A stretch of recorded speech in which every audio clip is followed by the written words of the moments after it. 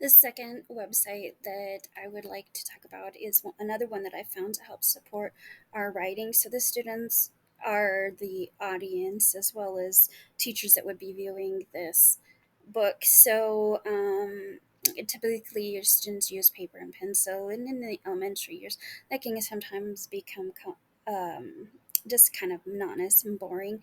And so I'm looking for digital tools that we can use to help create and publish our books. And so I found this website. You're supposed to be able to create a storybook. So once you click on this link, it opens you up to this My First Storybook. And of course, you can click on and the text, and students can change the text boxes. They can draw, which I think is really cool. The kids, like for my kids, they have an iPad, so they'd be able to use a stylus and draw. There's a lot of colors here that they can use. You can close that. There's scenes, and this one was really neat because it had colors, it has images. um, you can sort those by indoors, landscape, water, forests, buildings. So those are pretty neat that they have scenes that go with them. And then the great part about this is once they're done, then they can save it. And so um, you'll create a username and then put in the teacher's email address, which this would be very difficult for first graders to use the first couple of times. Even kindergarten students, it would be really difficult. Perhaps you could save your email address on a Google Docs that they just copy. You teach them how to copy and paste instead of typing.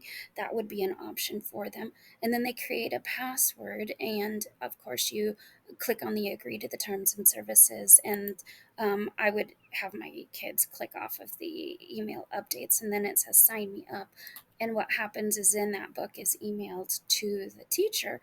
And from there, you could publish it, I'm assuming, um, to a Google Docs site. You could publish it to Google Classroom or email it to parents because I'm assuming that you'll have access to that.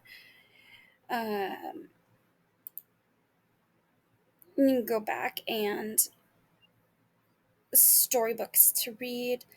So here again, it keeps storybooks from the past that the students have created. As far as ISTE standards, I wanted to go back to the using technology to regularly engage in reflective practices. Again, I'm looking at what I have done in the past, how that has worked. I first looked at book creator app that we use on it's on the iPad, but you can also use it on the desktop. And really, it's not as friendly for little kids as I would like. And so I haven't had a whole lot of success with that. And then the SDL4B that ensures resources for supporting the effective use of technology or learning are sufficient and scalable. So we already have the iPads. We already have um, one-to-one iPads and laptops, and so I know that the kids will have the use of technology.